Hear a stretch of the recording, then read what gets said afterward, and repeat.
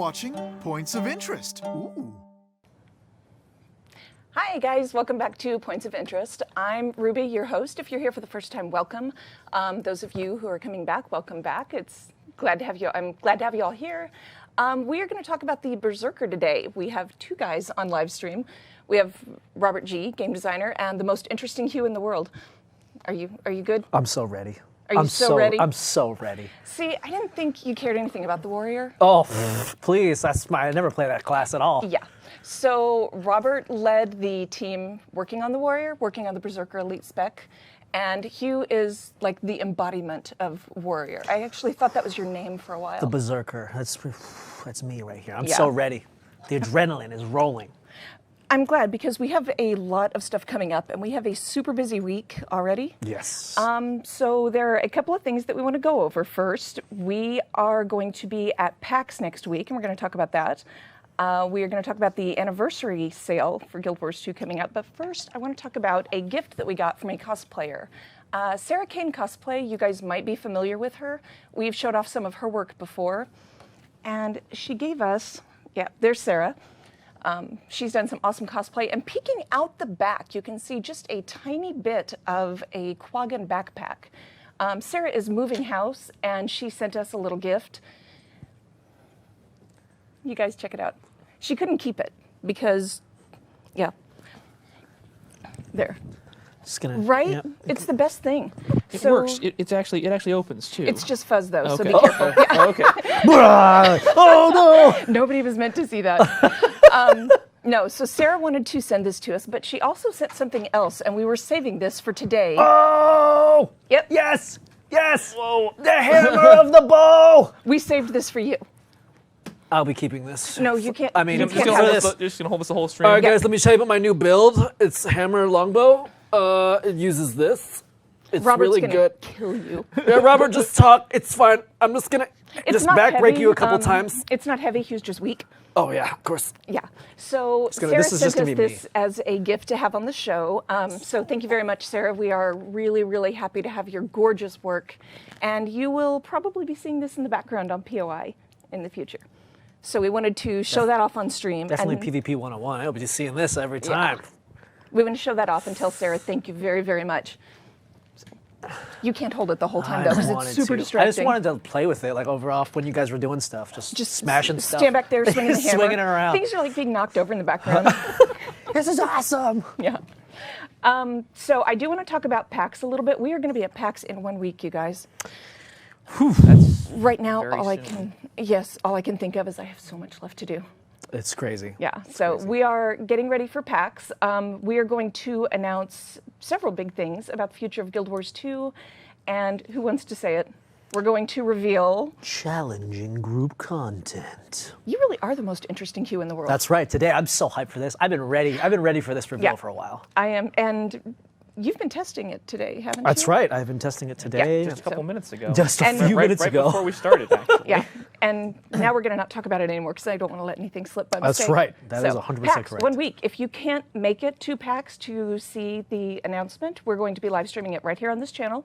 So keep an eye out, and hopefully we will see you there. We also have Guild Wars 2's 3rd anniversary is next week. You guys, 3 years. It's been 3 years already. Years. It has been 3 years. It is super, super flown. I don't want to give away the store. I don't want to give away the whole thing, but I will tell you that we have our anniversary sale starting today. It's going on for 21 days. Let's see, discounts, new items, and returning items. Today, Casimir Staff and Kate's Bloom Dagger are back. So if you wanted nice. those, yeah, That's cool. they're in the store. There is I am excited about these, okay? I'm going to get one of these for my second account, probably the big one. The account bump, I have to read this or I'll say it wrong. The account bump and account jumpstart packages are huge discounts on like a big bundle of items, unidentified dies, Black Lion keys, bag and bank slots, transmutation charges, and XP boosters. Nice. Those are all in the big one, and it's like a 59% discount. And That's then awesome. the account bump package has slightly fewer things, but it's a 45% discount. So Awesome. that's the beginning. You're going to have to just check every day because I'm not going to tell you what's coming the next 21 days every single day, but we will have lots and lots of cool stuff coming. Yeah, I took a sneak peek at some of that. It's really good stuff. Awesome. Not Yeah. gonna say any of it though. Yeah, I have been hoarding gems. Excellent. I mean, I was doing it anyway, just because Right, I've already right. bought way too much stuff. So that's what's going on this week, and Berserker. All right. So we're going to talk about that a little bit. Robert, I want to start and just have you talk a little bit about what the general ideas behind this elite spec were. So the Berserker, I think, conceptually, originally it was kind of supposed to be like a little bit of the opposite of the Reaper. The Reaper is kind of this kind of slow, methodical character. He's based around chill. He has these large, big hits. Whereas the Berserker's a little of the opposite. He's much faster. He's a little crazier. A little angrier. A little angrier, yes. And he's more based around fire. So like, you know, chill is like I think thematically like one is ice and one is fire. That was kind of how I was thinking about it when we were building them. The Berserker actually has a lot of ways to get more sustained damage through burning and things like that. Whereas I think the Reaper is more about like, you know, the lead up to those large hits. All right, well, you want to jump in and take a look? You Oh, guys yeah. probably want to see this. You want to start with the torch skills? Yes, let's Because start with the torch torch skills. is the new weapon. So torch is the new weapon. This is your skill 4. It's called Blaze Breaker. For this skill, we wanted it to be a little more like just like a weapon. You know, we feel like the magical classes like Guardian and Mesmer like have their own kind of magical way of using torches, but with the Warrior, we just wanted them to like just hit stuff with it. And so he just hits the ground, and it creates this really cool cascade of attacks. And each of those rocks that pop out of the ground inflict cripple and they inflict burning. And not too much to say about this one. It's just a very straightforward attack. It's very straightforward. Just we want to have a very physical, just hit stuff attack. Yeah. Have you already crafted a build around this now in the last 30 seconds? Oh yeah. Like the thing I like about this skill is one, it hits 5 times, right? So if you hit it, you hit big targets, you hit people that are running away from you. Not only will you get the cripple, but you'll also get the multiple stacks of burning. It's really good. I think the thing I like about it is how fast it runs, how fast it goes. Because a lot of times you'll see like on certain and 4 or 5 skills, they're a little bit more longer cooldown as well as kind of slow, but this is quick. It's like da da da da, and it's you get a bunch of cripple, you get a bunch of burning on there. It's good. It's good. I feel like the golem's just standing there like, what did I ever do to you, man? You've set me on fire 95 times. And again, because it hits so many times, you proc, PvP in PvE sigils, all those things can proc off this guy, so it's good. And each of the rocks, I believe, can hit up to 3 targets. So you're getting up to you can in theory hit up to 15 targets, but it's probably gonna be a little less likely. Yeah. So this next skill is called Flames of War, and what it does is it sets you on fire. It doesn't actually put burning on you. It actually removes conditions because the fire kind of burns away the conditions. And it'd be kind of silly if we set you on fire for that. It sets your character on fire, not the enemy. Yeah. Well, no, it does. It sets them on fire too. It also sets enemies around you on fire, and it you'll turns you notice- into, as you can see, a mobile fire field.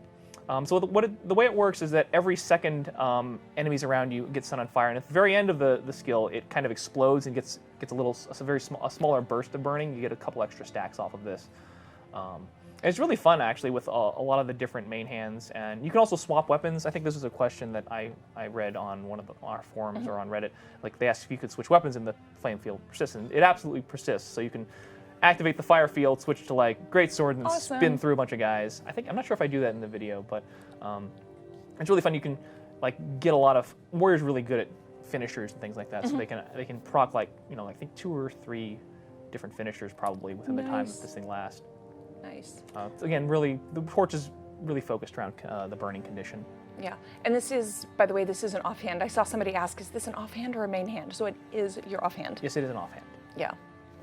All right, so you've got your mobile fire field, which means you can bring that up and then dive in there. Yeah.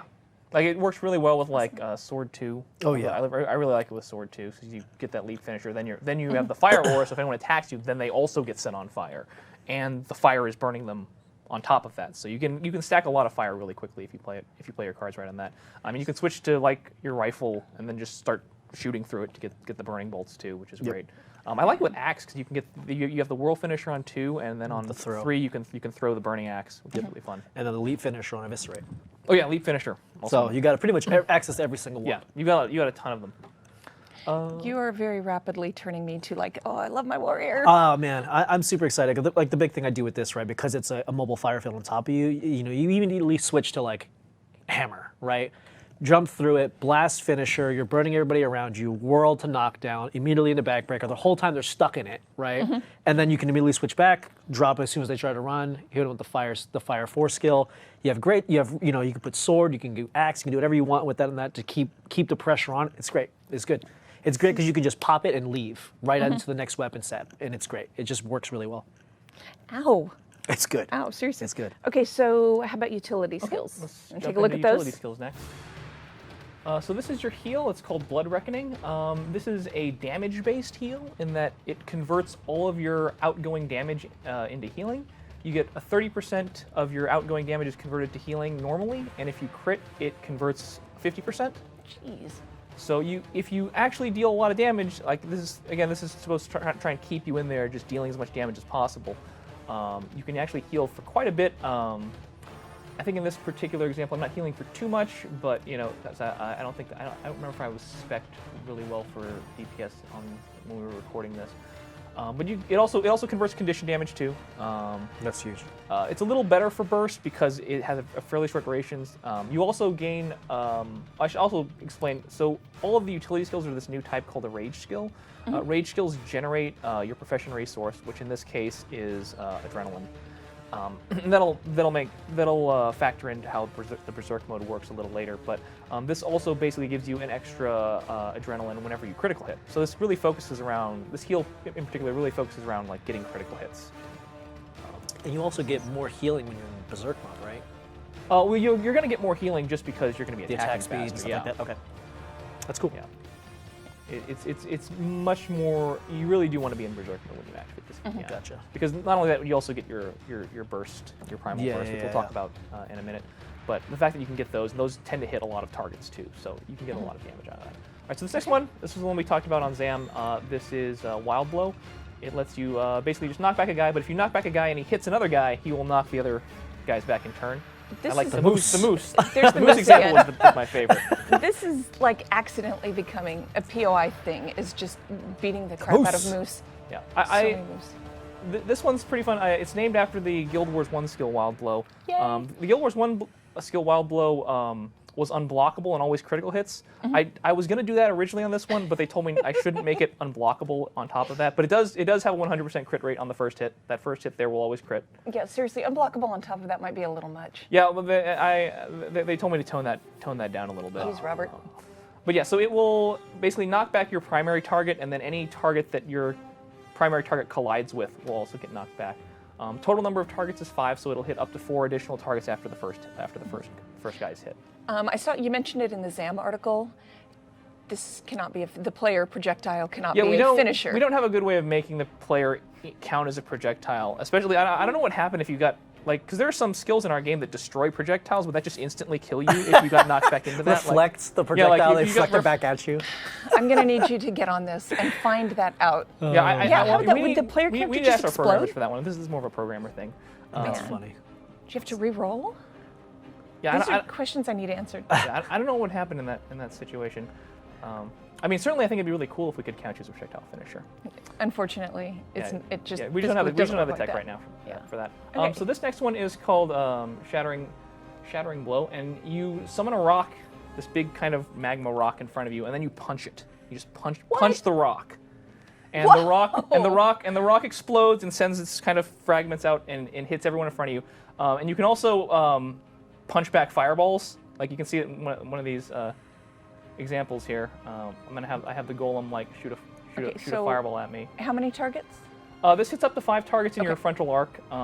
This is the only rage skill that you cannot use while moving. This will actually lock your position, and that's because we have to make it so that you can line up with the rock, because otherwise you wouldn't punch the rock. If you like activated it and then step back, you wouldn't hit the rock properly.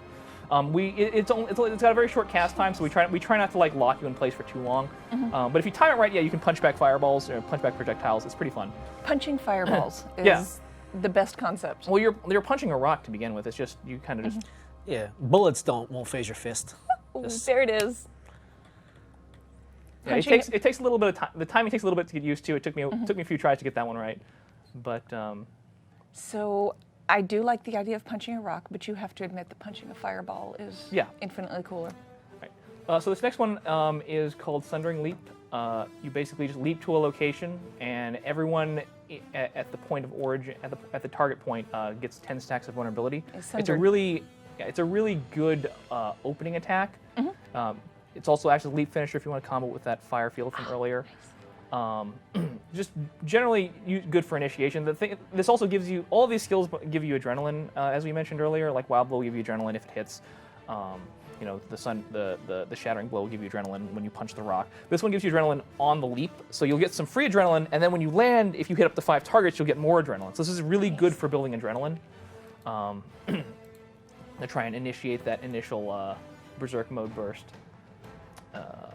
Not too much to say about this one. This one's actually one of the more straightforward ones. It just provides a very good initiation attack. Enemies are vulnerable, so you can do a lot more damage. It works well with the heal skill because they'll take more damage and you'll heal for more. It also puts you just right back in where you need to be. Berserker can work with ranged weapons, of course, but like he definitely does favor trying to be as close as possible. Like the torch skills especially favor you to be as close as possible to try and get maximum effectiveness from your skill. So I like to activate Torch 5 and then jump in afterwards. This next skill is called Outrage. There's not much to say about this one. It's a stun break on a 10-second recharge. You okay there? I'm sorry. That's pretty good. Did you have something to add, Hugh? No, that's it. Yeah, it's a stun break on a 10-second. So the thing here is, a lot of stun breaks have other functionality.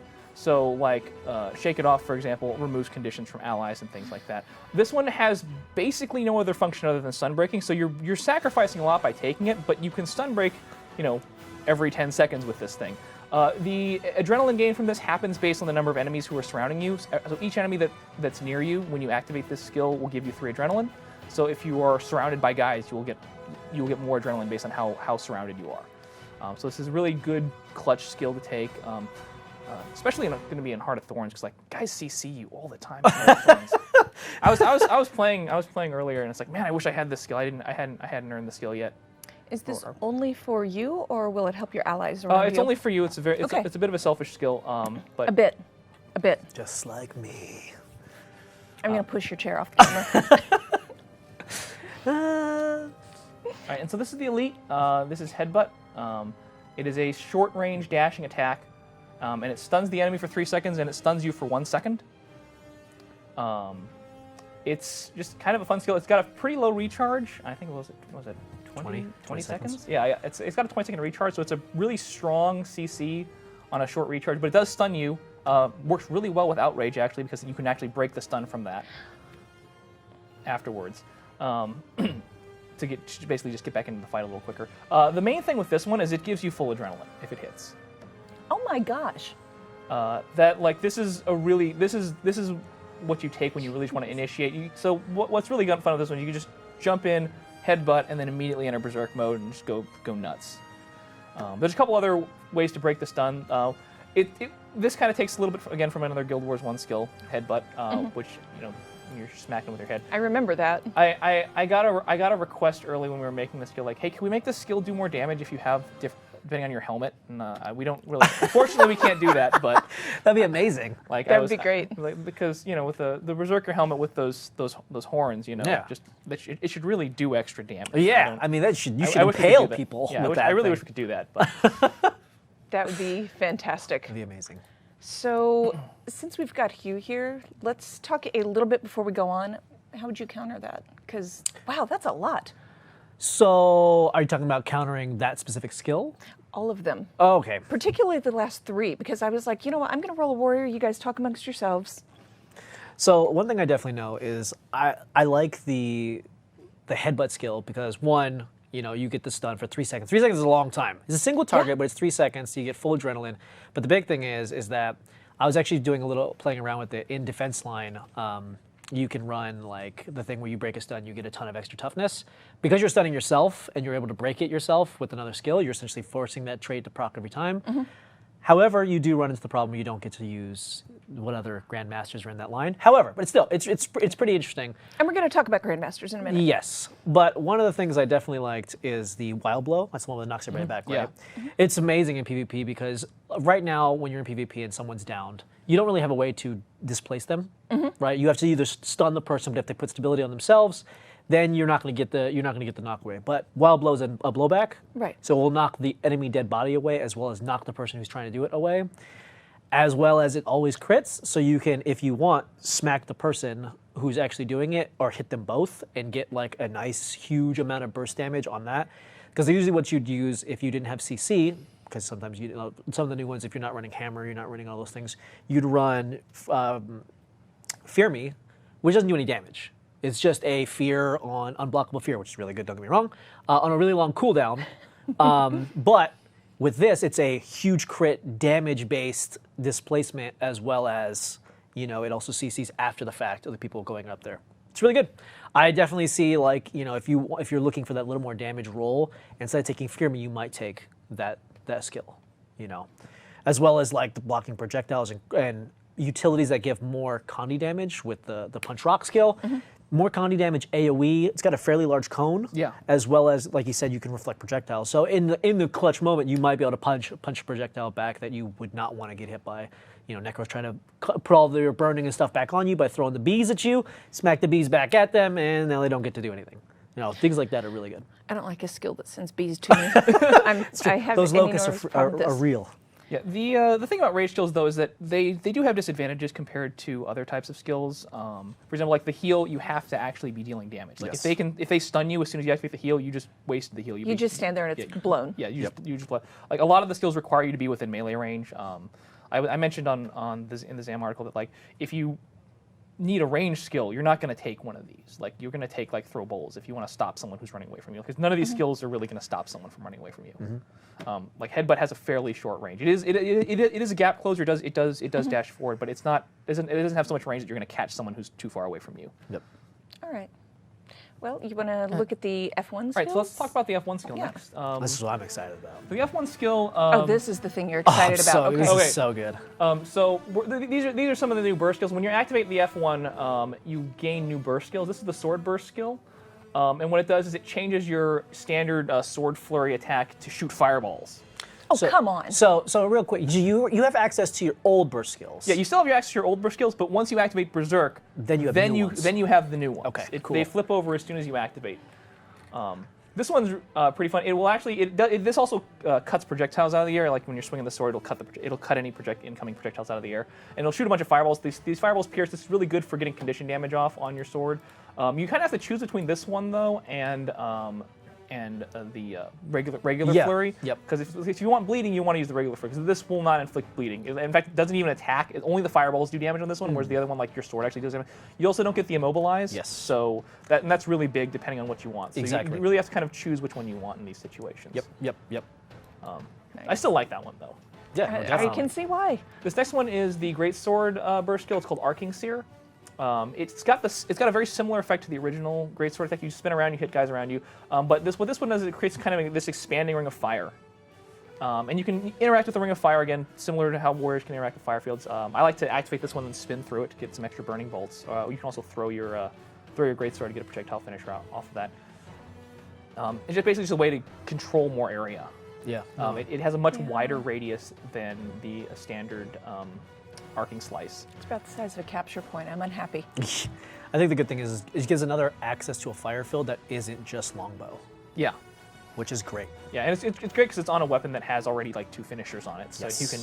you can just activate a lot of you can proc some of your finishers too. Yes. It's pretty short-lived, but each of those rings applies burning. So if again this is another one of those, like if the guy's trying to run through them, 3. they'll take burning on each hit. So it's really good for someone trying to run away from you, because like they don't really want to run through like 3 rings of fire.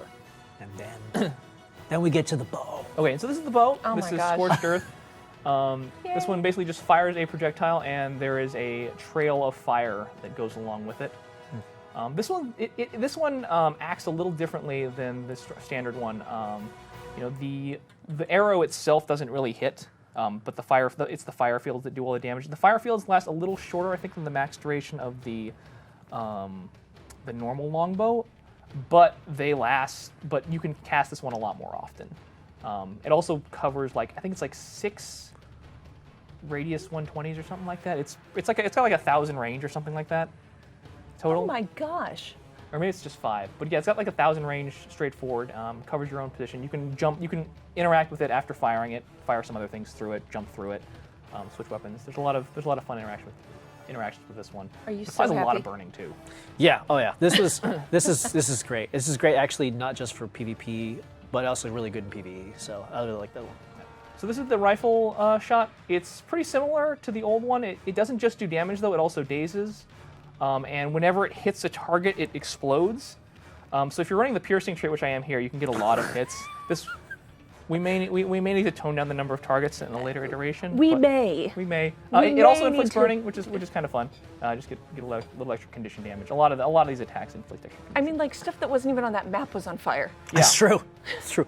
I love that all of the burst skills are like AoE, more AoE, which is cool because a lot of the burst skills were very single target. There was a few that were really big AoEs like Earthshaker, longbow, and stuff like that. But this is cool. I love the explosion. It's freaking awesome. It looks amazing. This does less damage than kill shot though, so you're not gonna like just be executing one guy. But this is a much better. It's a much better skill, especially when you're running the rifle pierces trait if you're fighting a lot of different guys. World World, here I come. It's also an interrupt. Like I said, it does daze on hit. Very brief. It's not a long daze, but this. An interrupt is always good, even if it's small. So this is the mace burst skill. This is called Skull Grinder. It's similar to Skull Crack in that it interrupts. It doesn't do the same type of interrupt, but it applies like a lot of things. It's weakness, cripple, blind, confusion, and it dazes. Can I say that the name makes me cringe? Oh yeah, no, hard. that was. I Ow. love how the name turned. It also has, you notice it has a different animation. It also blast finishes when you hit the ground there. That's You can awesome. see me doing it in one of these clips. I activate it's great with you activate the fire field. Then you jump and blast finish your own fire field. It's pretty fun in that regard. This one is one of the single target ones though. This is still similar to Skull Crack in that it only hits the one target. But it just puts so many conditions on the guy. It's really fun with some of the traits, especially like the interrupt trait that does extra the conditions. Or distracting interrupt, strikes. yeah. Although there's 2 interrupt traits. There's Yes, also there the- is. You can if you run both of those and you interrupt a guy, this is pretty powerful. Yeah, it's really good. This is the hammer skill.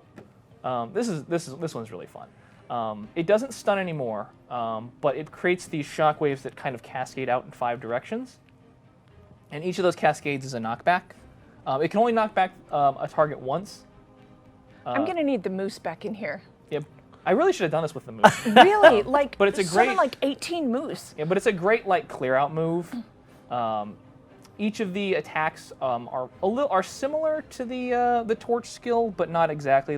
I don't remember if this one inflicts burn or not. It doesn't look like it does in this iteration. One of the earlier iterations, I believe, did. But yeah, this is mainly just a really strong displacement tool. You can displace a bunch of guys with this one. It does pretty good damage. Each of the cascades can hit, even if they don't all knock back. Good Lord. I just not getting tired of watching that. This next one is the axe attack.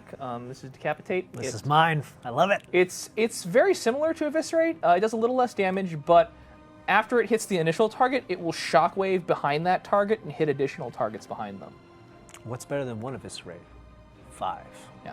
The secondary targets take less damage, but it's just really useful. Like you also gain back a little bit of adrenaline from doing it because the secondary attack is not I see that. associated with the first one. So it's really just generally good AoE attack to add to an axe. Like axe doesn't have great AoE, but like this really helps. Like especially because normal eviscerate's only one target. Still acts the same. Still leap finisher. You still get a lot of good. Basically, just a lot of good damage. Really good way to hit a lot of targets. This one's really good with the heal again because, it does a lot of damage and it hits 5 targets. So it's good to like try and use your heal, insane. before activating these types of skills, especially like because they all, I mean, as Hugh has mentioned, there's been a theme of like a lot of these hit a lot of different targets. Yep. So these are called Primal Burst. Basically, when you activate your Berserk mode, which is the F2, we can go to that clip if you want, by the way. Oh, is there no? The Oh, wait. primal burst. Oh yeah, I guess we were Okay. already. I guess with those, we were already in the. We've gone through everything. You got excited and just went through everything. Yeah, I at went a once. little too fast. So, That's okay. we did move a little too fast. I want to jump back really quick and explain how the F2 skill works. So Please. the F2 skill is Berserk mode, and Berserk mode can only be activated after you've gained 30 full 30 adrenaline. Okay. So until then, you act more or less like a regular warrior, and then it kind of It fits. thematically is kind of a build up right. to get you get angry, then you go berserk. While you're berserk mode lasts, let me double check to make sure I got the time right, because we've been adjusting this as we go through. Yeah. It lasts for 15 seconds, and it will replace basically when you activate it.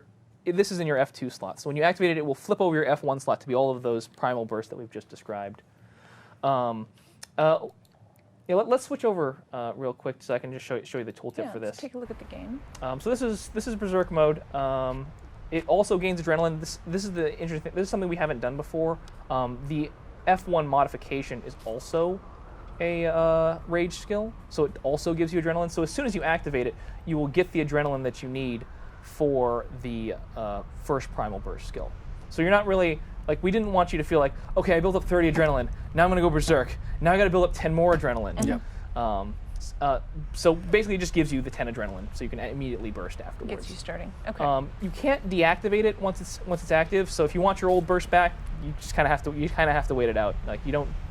We didn't think it was really felt thematic. Like, oh, I'm really angry now, but I'm just going to stop being angry. Like, You just take like a chill pill. Just okay, I feel better. There's it a also skill. gives you an attack speed boost. We toned it down. I think someone data mined. I think that shaman got one of the earlier versions, but we've toned down the attack speed bonus a little bit because it was really good at 33%. Turns out this isn't done. Oh man, 33%. Yeah, Hammer we toned it down to 10%. It does, I believe. I think it stacks with other attack speed boost. You'll notice it gives you quickness here. This is one of the traits we'll be talking about this in a minute. But it's just, let's see. And then so that's pretty much how it works. Like I like to open up with like a headbutt or something, just get me full adrenaline, and then immediately just jump into berserk mode, and then be able to have access to all these cool burst skills. What berserk does, I think, for the people who haven't read the article yet, is that when you're in berserk mode, not only do you get like this attack speed bonus, you get all these special bursts. What it does is it actually reduces your adrenaline gauge to 1 gauge.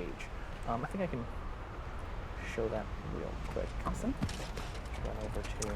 And the thing that it's down to 1 gauge, do the traits that go off of having multiple strikes of adrenaline, the multiple tiers, they all go to maximum, correct? Because it is 1 full bar. Yeah, so it's treated. Yeah, it basically you're still treated as like a level 3 burst. Okay, yeah, because that was one of the things I know a lot of people had questions about. I had questions about until I tried it and played it. Yeah. So like, if you have like the Berserker power or whatever it is, when you fire it off, you'll get that. You'll get the max ability from that. So when you activate berserk mode, you can see it changes your bar into this single bar. And the single bar only has 10 strikes of adrenaline total, so you can see it'll build up a lot faster than your regular adrenaline bar would, because there's only 10. Also, I think this is another thing we should mention, that primal burst have shorter cooldowns. A normal burst skill, I think, has an 8-second cooldown. A primal burst skill has a 5-second cooldown. Oh my gosh. Which means you can hit all 3. If you build up enough adrenaline, Yeah, if you build up enough adrenaline, you can fire like 3 of them off within one. Within one rotation. You can actually fire more off. We'll get into that in a little bit. Yeah. There are a couple tools that we give you in the traits to let you fire off a few more of those. Okay. But the idea is that you can, while you're in this mode, you can activate a lot of burst. Like nice. I find it a little ironic that like he's a sustained burst character, right? Eventually, he's just going to implode and fall over. Yeah. So, why don't we look and see all of this put together? Because you got some fights down that you ran through. So let's take a look at those. Yeah, so this is, again, like I said, like I like to start fights by just activating the torch shield and then jumping in, so that now I've got the flame shield and things like I'm that. going to edit that to make him say I like to start fights. Yeah, like to start fights, kill people. Yeah. Oh, wild blow. Wild blow's fun. I think I messed up there, but he yanked me in, but got him down. You're not the first character to die on Points of Interest. It's all good. It'd be weird if somebody didn't in these gameplay videos. Leading off with headbutt again, this is what I do in this fight. It's really nice because I immediately start in Berserk mode, get that attack speed bonus. Just trying to stack burning on this guy right now. Again, trying to get. I think it's actually really nice to use the torch and get those extra finishers, get that fire aura. It's just very, very, very helpful. Here's playing with the longbow a little bit. As you can see, if you don't have a good way to build adrenaline, like in this case, like I haven't built up to Berserk mode yet. Like it can take a little while if you don't have a good method for building into it. And so like I think that's something you really need to think about when you're building your Berserker, is how do I want to get into Berserk mode? But you can see if he stands in that fire, it's just gonna burn him down. Well said. And it's great. It's great. And you put it over the bodies to prevent them from rezzing. Like people don't want to stand in that. Yeah, the NPCs like just forget it. Never mind. He tries though. He puts a symbol down. One last ditch effort. Wait, what was that finisher? I just want to point out that Roy uses the Rainbow Unicorn finisher, so he's kind of making your finisher not look so good. I think I hadn't set this character's finisher yet at the time. I'm just saying. Yeah. But definitely, like, it's really nice to have that outrage skill so that you can, if you go in for that headbutt, you can immediately break the stun afterwards.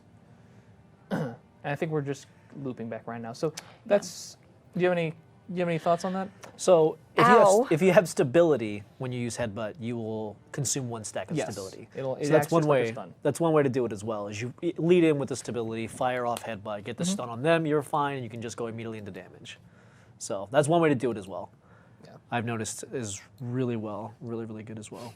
But I have to say, like, cleansing ire, Berserker's power, the fact that you can essentially fire off 3 of those guys. In a 15-second duration means that you have lots of Condi cleanse, lots of sustain, and just keeping up that 20% extra damage is huge when you're in that, right?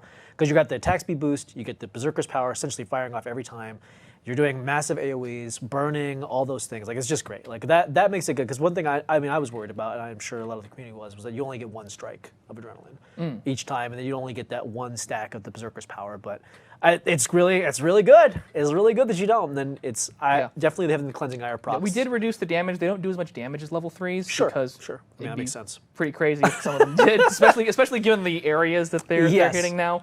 And we'll continue adjusting like the number of targets, the areas, just to make sure that that's still within acceptable parameters. And the best part is that if you want, you don't have to go into Berserk mode. You can just use your regular burst. Yeah, you can still use your regular burst. Like say, if you're really in trouble and you just need to use that cleansing ire, maybe you only have 2 bars of adrenaline. Yeah.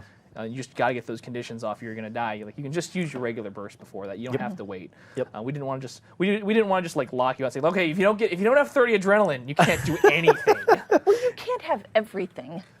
Yes, we can. You can have a lot of things. We can have a lot of things. But you can have a lot of things. All right, let's look at the traits. Speaking of things you have. Let's jump into the traits real quick. Look at that. Look at that Norn. What a beast. This is the helmet. amazing. This is the helmet that you can get. I love the horns. As a berserker. So we'll jump into the traits real quick. So this is new. This is just your torch proficiency trait. This one just gets unlocked as you're going through. Oh, nice. Oh, sorry, it's the window not. I also just like the Like image our there. heads are blocking it. He's just like, come at me, bro. I love that image. The image is great. I love it. So the first trait is called Primal Rage. This one gives you access to all of your Primal Burst. You can see them all here. We didn't actually go over the Underwater Burst. There's just, let me see if I can jump to them real quick so you guys can see them. I jumped past it, sorry. Man. It's tough. Decapitate, Arcing Sear, Rupturing Smash, Burning Shackles. This is the harpoon gun one. It adds a little bit to the regular harpoon gun attack, in that it adds Immobilize and Burning. I've got the piercing trait on. It doesn't normally pierce, but you can get it to pierce if you take the trait. And then the second one is, I think it's alphabetical. Was it Gunflame? No, Gunflame was the rifle. Oh, okay. What an amazing name. Gunflame. They all are. Oh, here we go. Wild World. Gunflame sounds like a Char's last name, by the way. It's my Char's last name, actually. See? Well played. It's actually my Char's last name. Told you. A little bit of personal interest, I guess. Let's see. The spear skill is called Wild Whirl. It's a little different from the regular whirl. It inflicts burning, and instead of stunning foes, it pulls them in. So you can actually just group up a bunch of guys with That's that. cool. And use the 5 skill and just rickroll. Yep, and you can also this also gives you access It's a to skill Berserk name, and too. Torch. This is your standard first tier. The second tier skill minor is called Always Angry. It's kind of like Opening Strike for warriors. Like Opening Strike for rangers gives you a lot of extra vulnerability and damage on your first strike. Always Angry gives you a bunch of extra adrenaline. So your first attack when entering combat gives you 10 adrenaline. This recharges as soon as you exit combat. So basically, it's another way to just help you get into that Berserk mindset. Get to that. Like you don't have to use like headbutt and things like that necessarily, because your first attack's going to get you a bunch. If you have warriors have a lot of other tools to gain adrenaline very quickly. So this is another option basically. And the last one, this one is called third is called Fatal Frenzy. It gives you quickness as soon as you activate Berserk mode, and it's a very short duration quickness, but it's really good for getting that first primal burst off. You just immediately enter it, then fire it off 50% faster. It gives you a really strong burst of aggression as soon as you activate Berserk mode. Also great for stumps. Yes, In you PvP. can also use it. Berserk mode, by the way, is an instant cast skill. I forgot to mention this earlier, but it's instant cast. You can activate it as long as you have the adrenaline. You can do it whenever you want. Okay. So let's go over the adept traits. So the first adept trait is called Smash Brawler. This is one of the traits I talked about earlier. If you kill a foe, it reduces the recharge of all your primal burst skills by 5 seconds. If you recall, they have a 5-second recharge. So this is how you can get some really fun resets. This is a little more of a PvE thing because you're not going to be killing guys as often in PvP. Sure. But you can actually, if you can get your adrenaline maintained, this will help you overcome that limitation of the normal recharge. I should also add that if you don't take this, you can still actually reduce the recharge of your primal burst skills by taking the Burst Mastery. Discipline line. Yeah, the discipline and go to burst mastery. Yeah. So you can still reduce the recharge of your primal burst skills without having to dip into this if you don't want to. But this is just a kind of a fun option. If you're killing a bunch of guys, you can just keep bursting back to back, get a lot of adrenaline. Next one is called Last Blaze. This causes your rage skills to set people on fire when you activate them. This is one of my favorite ones because as we mentioned, Berserk is also a rage skill. You can like go and headbutt, set them on fire, then you can activate Berserk, set them on fire again. Everything is on fire all the time. Everything is always on fire with Berserker. Things are going to be on fire a lot. Like I said, I really like that one because it just adds a lot of extra burning. I mentioned in the article that I think the blog post that there are 3 separate lines. This first tier line is kind of all about kind of like going wild, getting a lot of guys around you, just beating the crap out of them. The second line is more of is kind of focused around burning and condition damage. If you want to play a condition damage Berserker, you really want to take this middle line. The last one is a little more about survivability. I think one of the things that one of the thematics of Berserker that we were also going for was this kind of idea of like, you're so angry you can't die kind of thing. You can still die as a Have you Berserker. ever but been these- so I'm in. angry? I'm in. These make it harder to die. So let me just False please advertising. emphasize that you're not saying the warrior actually can't die. No. Okay, we just did to try be that. very, very clear. We did actually play around with that idea really early on in development. Come on. I was totally fine with it. I just want to point that out to the You community. I was hush. totally fine with that. Yeah. At one point during development, yeah, he couldn't die while he was berserked, and that was a little too strong. Totally fine. Just a little bit. So the third adept is called Savage Instinct. What this does is activating your Berserk mode breaks stuns and removes a condition. Again, Berserk mode is instance. You can also use this one. If you activate this one, you headbutt in, and then activate Berserk. You can use that to break the stun too. Yep. Again, this is more of a survival-based skill. It's for just keeping yourself alive if you happen to be able to go Berserk. Next is the Masters. The first one is called Blood Reaction. This is just kind of a nice little stat boost for your precision and ferocity. You gain a percentage of ferocity based on your precision, and then if you are berserking, that amount is doubled. So you can get a lot of crit chance. This is again, berserkers are really. This is really good with that. Was that burst precision? Oh yeah. Gives you 100% crit. This is really good with burst precision. Love this one because you're gonna get those crits, and it's just gonna blow out because you got a bunch of extra ferocity on top of that. And the quickness. Yeah, and the quickness. Yeah, and the quickness.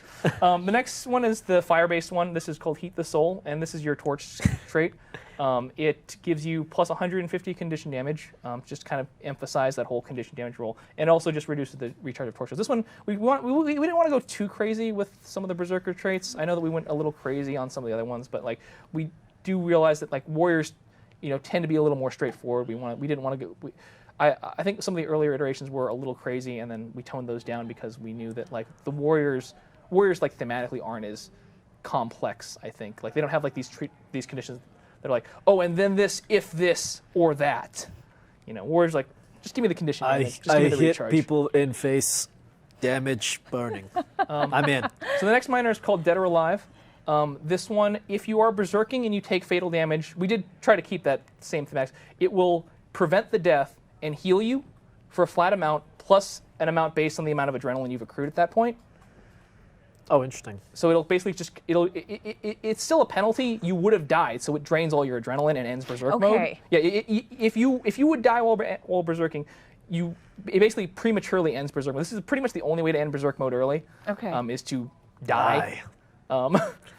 So it basically will heal you for a flat amount, and then it will heal you for an additional amount based on how much adrenaline you accrued. So if you accrued full adrenaline, this is like a 4,000 hit point, 4,000, 5,000 hit point heal. It's a really good heal. Yeah. But again, you can only activate it in berserk. This is pretty good. It saved my life a couple times when we were testing this one. On to the Grandmasters. The first Grandmaster is called Bloody Roar, and what this does is actually let me just equip this one because it's got a cool effect when you turn it on. So I want to show that. Oh, okay. So when you activate this one, it actually changes the way Berserk looks. It actually summons these really cool, like kind of magma rocks when you activate Berserk mode. Like I just like that effect. And what it will do is it will taunt foes and bleed them the rocks. It's similar to that the weapon swap that does that. The Geomancer's thing. Yep. And so it will bleed foes. It's it's beneficial for condition damage builds, but it's more really about the taunt. It'll taunt foes, and if they're nearby foes will be taunted for longer and will bleed for longer. Basically, this is again a proximity-based thing. You really want to get into a large group before you activate this one. And then like, come here, let me throw rocks at you. Yeah. Yeah. Well, it's great. You do this, then you like punch the rock at them to inflict more bleeding. You can stack a lot of bleeding. Like he's very good at like the berserkers are pretty good at stacking bleeding in addition to burning, so they can play that condition damage build. Next one is King of Fires.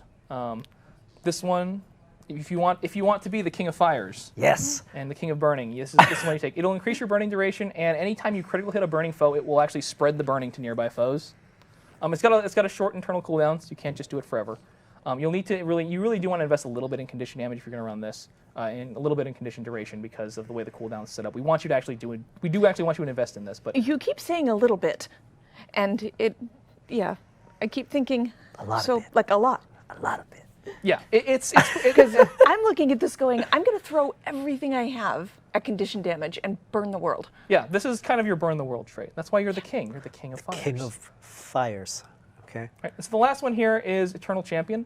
Eternal Champion is kind of, again, it's a survival skill. This is based around Berserk mode. While you're in Berserk, you'll get pulsing stability. I think it's every couple seconds you get stability. But in addition to that, whenever you break a stun, you'll also gain stability. So I mentioned before, this works really well, again, with the Savage Instinct trait that breaks stuns. So if you break the stun, you actually get extra stability whenever you stun. So if it makes it harder for you to be re-stunned. So basically, if someone crowd controls you, you break the stun. It's really good with Outrage because it's every 10 seconds I get an extra stack of All the stability. stun breakers ever. Yeah, and it makes it harder for him to be stun break. We did want to like this bottom line really focuses on that whole like the unstoppable berserker as opposed to the on fire berserker or Yeah. the massive crit berserker. So these kind of again fall into those three things. I have to say, something I really love about your design in particular is how you go with the themes. I like that quite a lot with the Reaper. Yeah, it kind of came about with the Reaper, and I was like, well, this is fun. Let's just carry this. Yeah, on to the let's other keep doing ones this. again. I liked that. All right, and so that's the traits. Okay, what do you think? First, Are you all right? Do you first- need to lie down? First, I have been testing this. I have a few builds that I have. One, the Burn the World trait is amazing. With that, like one of the builds I run is sword, torch, longbow, and that's more my PvE build. And it's all about more my like dungeony, big boss, like world boss style guys because they have big hitboxes. Right. So like everything's just multiple stacks, Right. multiple stacks, as well as like having tons of burning, which is great, right? And then you can go like phallic strength as well Right. on top of that to buff all my allies. So I'm constantly like giving might to everybody. There's this trait that makes it so when I get Fury, I also get condition damage. So I have like for Great Justice on my bar, so I'm essentially doubling that Phallic Strength to give 6 to everybody, as well as giving everybody more condition damage, giving myself condition damage. And you just do a ton of AoE, a ton of burning, a ton of damage, but it's not like super high, like extreme DPS right up front. It's more of a sustained burning DPS build, which is great. As well as like when you go into sword, you can flurry more burning and all that stuff. It's great. It's just really good. And then like you can go full ham mode, which is you pretty much can run almost the same build, which is like the hammer greatsword. Go almost that whole top line, and it just makes it so you do when you go into Berserk, like when PvP I would go into Berserk mode, immediately get a quick stomp off. Right with that. Or like displace a body if someone's about to res him with the wild blow. And all these other things. It's just there's a lot of builds there with that. Just being able to have those extra crit chances, especially when you go into Berserk mode and getting that extra 14% or whatever crit damage or ferocity. It's super good. You know, you go and you get a down body, you get like a guy who's you CC them with wild blow, and you immediately go into 100 blades, Berserk mode 100 blades with the quickness. I mean, you take someone down, they have to blow cooldowns immediately, and you've really not blown anything because 20-second cooldown on an elite skill is really fast. It's super fast. So. I mean, there's that build. The other build I really liked was the Eviscerate kind of hybrid burn build. With Eviscerate, you take that and Torch to get, like you said, you have the Axe Throw for that, you have the Whirl finisher, you have the Elite finisher. Plus you have all the AoE when you go into Berserk mode, as well as you can easily take, I was taking Rifle with that build as well, to get the extreme piercing. That's kind of like my World v. Worldy build. You can also run Greatsword with that as well. But I can see that being really good in World v. World. The long, the rifle in World v. World is just amazing. You go the piercing shot like you said. You see a Zerg, you fire it off, and you just see numbers pop up until someone dies. Nice. All right. Well, thank you so much for showing this off. And you're still working on it. Yeah, we're still doing some tuning. The version you're seeing here will probably be the version that you see in the next BWE though. We iterate across different branches. So like some stuff like we finalize stuff and then we it goes through creation. That's just I don't want to bore you guys with the process here. But basically the stuff here is more or less locked in I think for the next beta weekend event. But we're still changing stuff like on top of that already. So next beta weekend, give it a spin. Yeah. Give it a spin. Let us know what you think. Let us know. Yeah, see what kind of crazy builds you guys come up with. I'm always excited about that. People always come up with builds that I don't expect. Oh yeah, totally. I'm playing some PvP with this build. We've been talking about this for a while. Once you guys give this a try, get your hands on the Berserker, play with it next beta weekend event, and let us know what you think because we keep pointing this out and we keep doing this. We're listening to the feedback and we want it and we want to help. We want that to help iterate on this as we go forward. Yeah, and definitely, I'm sure some of the numbers are undertuned, overtuned in some areas. Like, I mean, that's what these betas are for. Yeah, that's right. Absolutely. All right, we are going to let Robert get back to work because I think you have probably a lot to do. Yeah, we're a little busy. Tiny bit busy. Yeah, I'm also working on the Chronomancer and the Reaper, so there's a lot of bug fixes, things like that. A lot of feedback that we couldn't address necessarily for this upcoming beta weekend, but for the next one and things like that. Yeah, and you're still working on the Chronomancer and Reaper and making changes, so thank you for that. Yeah, definitely. I'm sure the players who have been giving it a try are very interested to hear what you're going to do with those upcoming. So we're going to be back in just a minute. Hugh, you stay because we have PvP 101.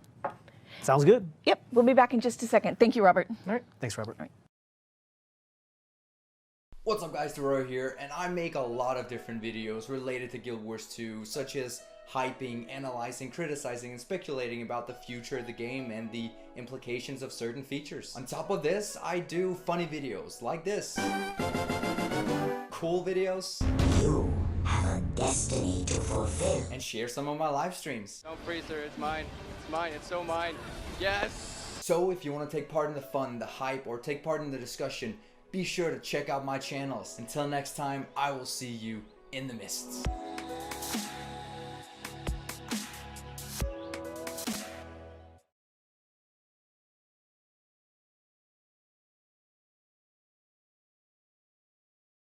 Hey, look at that. You I have know, a warrior. teleporting. Oh, wow, I know. Amazing. Let's see, am I going to use not Nightmare or Nightmare? Let's go with Nightmare. Oh my gosh. All right, so we are back with PvP 101. We're going to look at the Legacy of the Foe Fire map today. Yes. But first, can we talk about this Berserker? the rest, are you okay talking about the Berserker? Yeah, one more? I'm super excited about it. All right, so should the rest of us just go home? Or I wish. how would you, excuse me? I wish I could go home and play, but unfortunately I have to stay here and play. It's all right though. I'm all right with that. So what would you do? Let's just have a imaginary world where you're not a warrior for a minute. Okay, that's impossible. All right, well, go ahead. I'll humor You're it. going to have to humor me. Humor me. So you're not a warrior. Mm-hmm. You're in PvP and you come up against a Berserker. What do? So the biggest thing, I think... You just log out? You just log out immediately. No. I think the big thing is you have to see what kind of Berserker it is. If it's going to be the high Condi duration, burn specifically warrior, right? The thing you got to worry about is obviously when they get to their burning, like, because they're going to stack up a lot of it pretty quickly, and depending on what utilities they're going to run, they're going to have utilities that do CC, right? With the wild blow being the blowback, the headbutt. So you got to really make sure you watch the dodges. They do have some wind up. It's kind of like seeing Earthshaker and Backbreaker and those things. You'll have the wind up, and if they blow it, you realize you got a little bit of time to not really worry about getting CC by those things. Now, obviously, if they're running, you know, hammer or mace or stuff like that, then you got to look at that and go, okay, I got to worry about those skills as well, right? But the big thing I notice is Condis is going to be tough if they go defense, because they're going to be using a lot of burst skills if they go into Berserk mode, which means they're going to be doing a lot of cleansing ire. So keeping Condis on them is going to be tough. However, because of that, if they go into Berserk mode, you realize you kind of like, okay, I know they're going to be trying to focus on burst, and a lot of them have pretty big windups. A couple of them don't, and the first time they go in, they're going to have quickness. So the first one they're going to fire off is going to be really quick. Whatever they're doing as soon as they go in, it's going to be really quick. So you have to realize and really look for when they go into Berserk mode. And hurry up and do something about it quickly. Yes. But I think the big thing is like CC is going to be really strong. They're going to have a quick stun break if they take the Berserk, the Rage, the Primal stun break on 10 seconds. Yeah. It's going to be quick. So stunning them is going to be tough. You know, I think the biggest thing is like you're going to have to look and watch exactly what kind of Berserker you're going up against. And then I would focus more on trying to do like physical damage and CC, make them blow a lot of their stuff, and then try to really watch out for the big hits that are going to lead into a lot of burning damage or a lot of like quick damage. Because I think like a lot of things require setup, but if they can land the setup, the payout's huge. Yeah, right? seriously. So I think that's kind of like what you got to look at. Is kind of like saying, okay, I need to be really careful I don't get headbutt, or else I'm going to have to blow some cooldowns and get away. Yeah. But keeping them at range, I think, is actually what I got to forget his name already. Robert? Robert, thank you. I was thinking Brandon, I don't know why. When Robert was saying, they don't have a lot of gap closers with Berserker stuff, right? So they're going to rely on like Bull's Charge. They're going to rely on like Hammer to jump in or Greatsword to spin in, stuff like that. So keeping them in range, kiting them around, keeping like specific like movement impairing. Hello again. Welcome back. We burned the stream too much. It was just gone. There's a big fire. We put it all out. We're good though. We're good. Burn the stream away might be the new wash the stream away. Definitely burned it away. Awesome. Sorry about the technical issues. All right, so that's kind of a little bit on the counters there, but let's take a look at Legacy of the Foefire and open those chests because they're driving me crazy. I know, I'm sorry. This is Get rid of those. This You're is driving on me up my, the wall. You've not logged in since reset. my developer character, so it's got all the... Yeah, the dev characters just go absolutely insane. Yeah. While Hugh is... good Lord. While Hugh is doing that, the Legacy of the Foefire map will kind of start by going over, let's go over what the extra thing is on this map first. So the secondary mechanic on this map, and I'll kind of show it off here, I'll go ahead and start this PvP match, is... I'm getting vertigo watching you move around. I know, sorry. I'll go to my actual character here in a second. So, in Legacy of the Foefire, the secondary mechanic, because it's still a conquest map, still capture point, but the secondary mechanic is there is an enemy lord, which is funny, it sounds a lot like Stronghold, but this is the original. This is the original Guild Wars 2. This was the first enemy lord, Yep. before it was cool. Yep. So if you kill the enemy lord by going into the enemy base, so you'll see this guy kind of appear here, this beautiful, lovely Char and his bodyguards here. If you go through the enemy base by breaking through one of the two gates, so you have the one side, they call it the side gate, and then the front gate right here.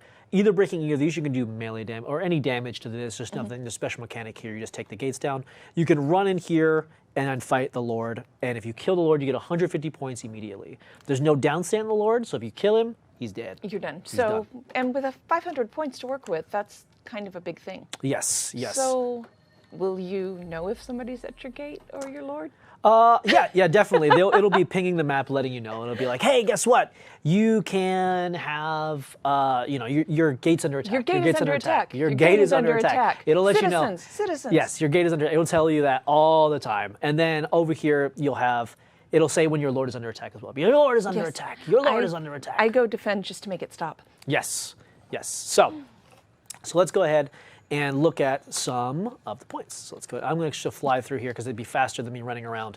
So the first objective you're going to see here is the middle objective here, which is the, what is this thing called? I always forget. I always call it middle point. Graveyard. So graveyard is actually one of the craziest points to fight on because it's huge. And when you have a fight here in the middle here, it can get crazy because there's so much area. It is the biggest point in like all of PvP.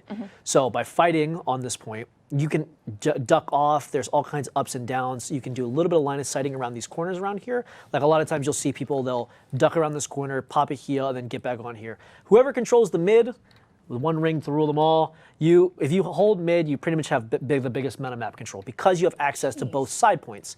By coming up the staircase over here, you'll see you have access to this point over here, as well as on the opposite side, you have access to that point over there, right? So you have access to both points by controlling the middle. This is one of the maps we see a lot of times in competitive play. They call it one of the more snowballing maps because of the map is large.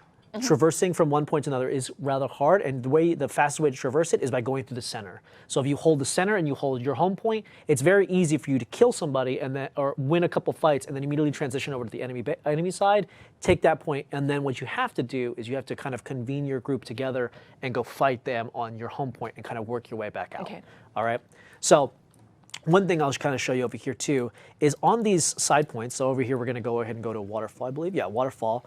When you go to Waterfall, you're going to see, this is actually one of my favorite points to fight on because of a lot of line of sight. You can see right here the terrain kind of dips down, and you can kind of hide behind these rock walls. So I sit here and I'll like jump down here and I'll come over here and rock behind the rock wall. And someone's on the point. I'm actually still contesting the point. You can see that the point is actually right down here in the corner here. You can contest the point while actually line of sighting. Someone will then have to commit to you either by dropping AoEs or coming down this to come over here and get you. But then you have never done that. But then the great part is if they try to come down here, you can swing around this, line of sight them through the tree, and get up here to the other side, and so on and so forth. This is by far one of my most favorite points to fight on because of all the line of sight, being able to duck down. I've had fights where I was about to die. I duck down, get over there, wait for a couple of cooldowns, pop a couple heals, jump back down, flip around. Like I just do all kinds of crazy moves, and then somehow you can come out on top with that, or at least survive long enough for your allies to come get you, right, and help you with that stuff. Now, just show really quickly so everybody's clear where exactly up here on the map. I'm like pointing. Oh, I'm sorry. So this will be there. Waterfall over here on the mini map here, guys. I'll open the map as well. I will lie to you and not do that. I will show you on the mini map here. Waterfall's over here. So if you're on red team, you're going to come out, and this is actually going to be far point. If you're blue team, it's actually going to be your home point. So that's where, like, you'll see a lot of times blue guys will come out of their base right here in this little portal, and they'll come up here. Now, that does mean that they have access to stuff like they can come around this edge over here and hop up here and kind of rain fire from here as well. So like, I'll definitely see people, they'll come up here, and as they come to the point, they'll kind of look at it, and if they can't, they don't want to fight people on the point, they'll come up to the side over here and kind of use range and kind of pepper the point with some stuff like that. Red team does have a similar thing over here, or the other side has a similar thing. They can come over here and jump to the point by coming over here and jumping to, and or just sliding down and running around this way. Nice. So they have access to those ways. So this, by far, one of the most fun points to fight on. So let's go ahead and fly our way over here. Yeah, these are dev. This is I'm a dev using, menu. I'm using dev stuff here, guys, just to make you're it, on a dev client. because if not, it's going to take me forever to do this, and I don't want to take everybody's time. So you guys watching PvP 101 to kind of learn how this stuff works for the first time, you're getting a better introduction than I just like stumbled my way through and was awful, like less awful than I am now, more awful than I am now. It's definitely That point is really fun to fight on. But yeah, this map has a lot of little things that kind of like set up. Like that is kind of something I don't see a lot of people do. They'll jump down and try to contest the point by going in the corner. I never noticed that. I mean, everything's so quick that you're Yes. just like running around, and I go straight for the middle just because, I don't know, it seems like the place to be. Yep. But I am so going to try this, well, probably as soon as we're done here. So this is the second point over here. So this is, we got the, I believe this is quarry. Yeah, quarry.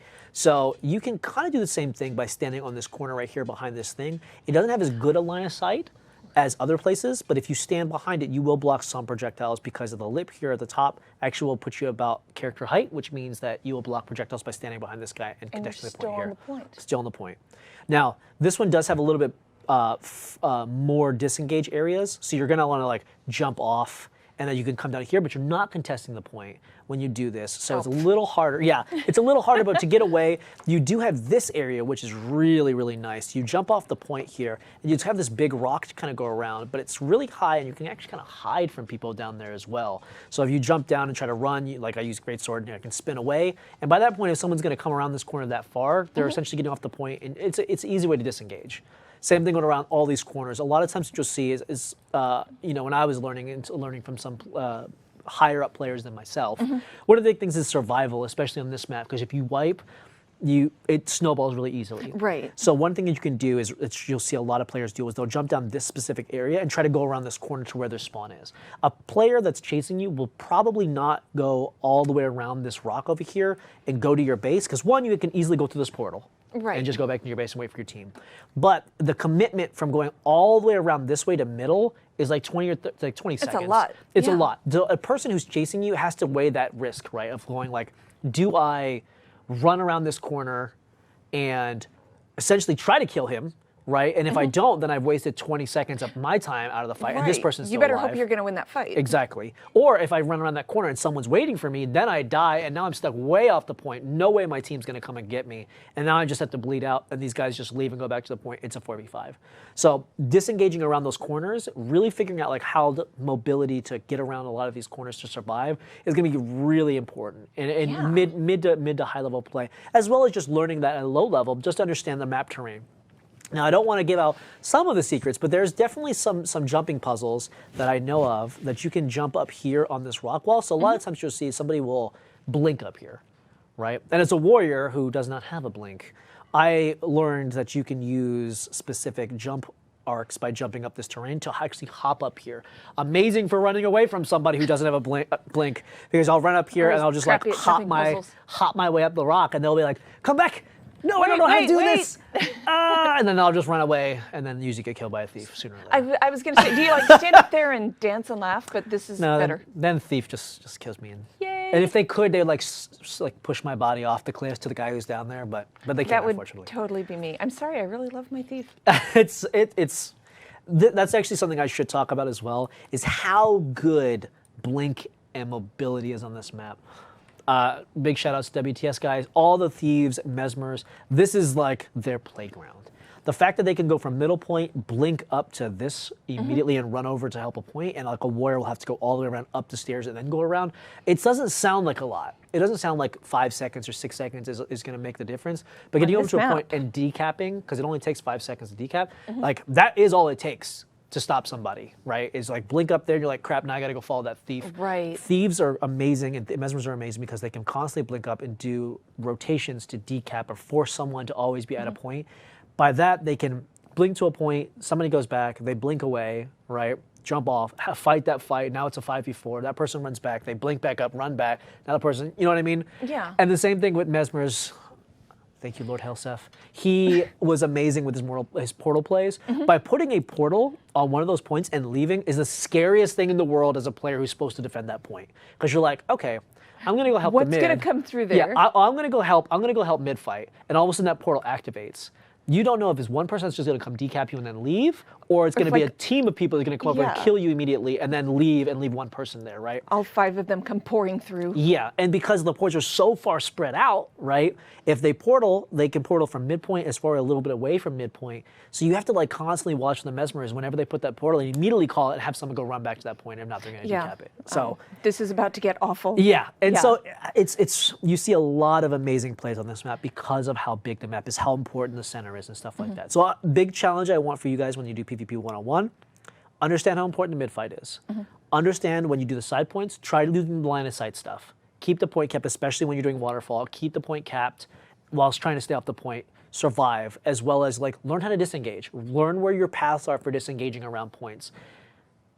Try not to die. That's the biggest thing on this map. A lot of maps you can... Is that only the homework for this week, or can try not to die be just a standard? That could be a standard for everything, but this map is really, really snowballing in a sense. Like another thing you can do, this is actually another thing I want you guys to think about, is when you guys die, wait for your team.